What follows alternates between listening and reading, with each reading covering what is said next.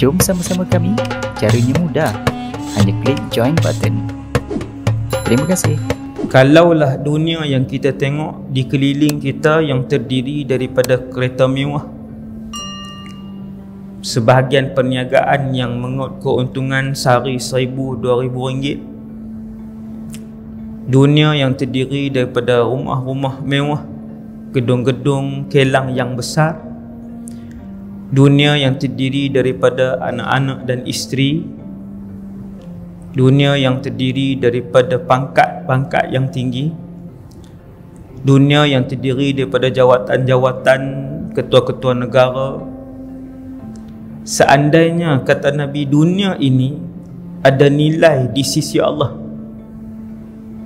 janaha ba'udah, sesama dengan nilai sebelah sayap nyamuk, ma saqa minha kafiran syurbatama, nescaya kalian tidak akan melihat seorang kafir pun yang dapat meminum seteguk air.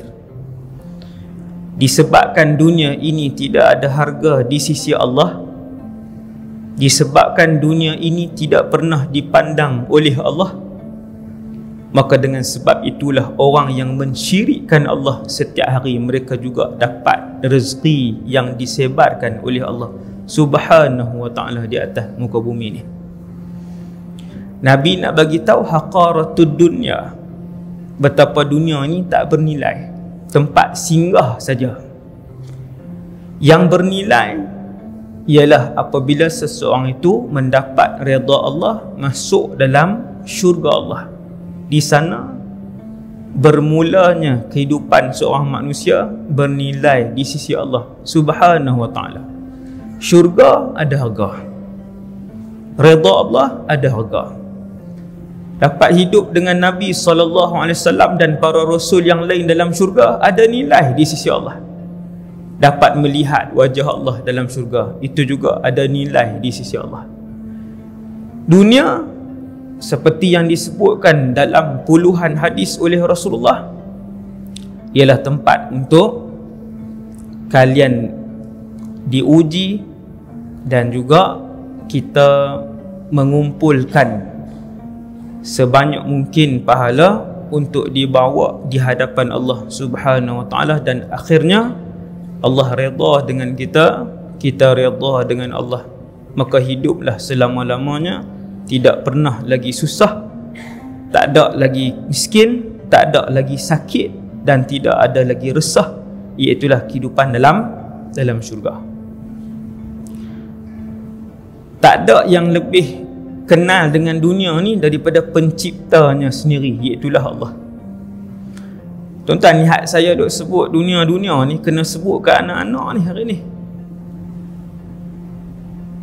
supaya anak-anak dan ahli keluarga kita dia tak terlalu jauh tenggelam dalam dunia ni, duk ingat dunia ni last.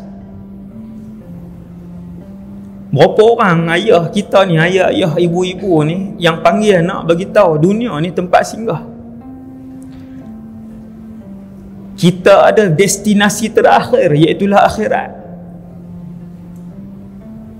Kalau kita berani sebut, kalau kita boleh sebut dekat anak-anak benda ni, insya-Allah cara pandang anak-anak dengan dunia ini akan berubah sehari demi hari, sedikit demi sedikit. Mereka akan melebihkan akhirat dalam kehidupan mereka. Sebab tu Rasulullah, walaupun dia duduk dengan Rasulullah, kalaupun ketika itu Nabi dengan kanak-kanak, Nabi tetap bercakap tentang benda-benda yang besar. Nabi cakap tentang akhirat, Nabi cakap tentang hubungan dengan Allah. Nabi tumpangkan di belakang dia satu hari dengan Ibnu Abbas. Nabi kata, ya ghulam, inni u'allimuka kalimatin, aku nak ajar kamu beberapa ayat.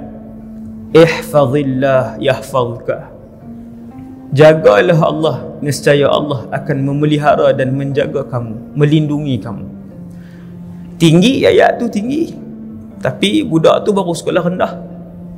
Tuan, lain Kalau ayah, kalau mak rajin sebut kat anak lebihkan akhirat. Kalau mak dengan ayah rajin sebut dekat anak hidup kita ini destinasinya akhirat. Kalau mak dengan ayah rajin sebut dekat anak supaya kejar redha Allah, cara hidup anak itu tak sama dengan anak-anak lain yang tak pernah disebut oleh ayah dia tentang hakikat dunia ni.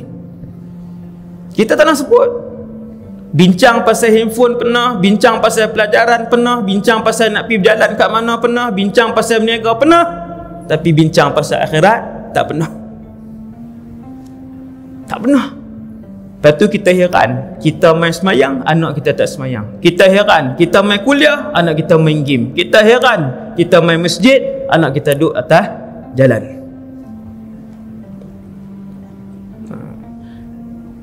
Sebab kita tak sebut kepada mereka seperti mana yang diajarkan oleh Rasulullah sallallahu alaihi wasallam. Luqmanul Hakim pun dengan anak dia kan, dia pesan, wala tamshi fil ardi maraha, wahai anak, janganlah kamu jalan dalam keadaan yang bongkar di atas muka bumi. Wahai anak, sembahlah Allah dan jangan mensyirikkan Allah dengan sesuatu. Wahai anak, Luqmanul Hakim.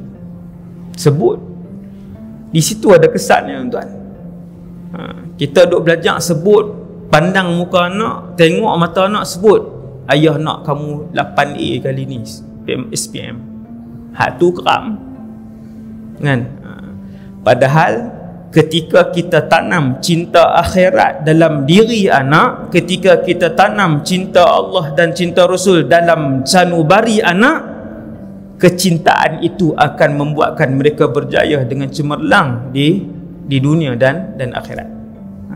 Itu yang diajarkan oleh Nabi sallallahu alaihi wasallam. Bercakap tentang hakikat dunia ni. Kalau kita nak tahu hakikat, hak kita duk tengok ni, kereta, motor, pokok, bukit, jalan raya, tol, bangunan, hak kita duk tengok ni, Allah Ta'ala sebut dalam Quran dengan ayat yang banyak, wa mal hayatud dunya illa mata'ul ghurur, dan tidaklah kehidupan dunia itu kecuali mata'ul ghurur, nikmat yang menipu.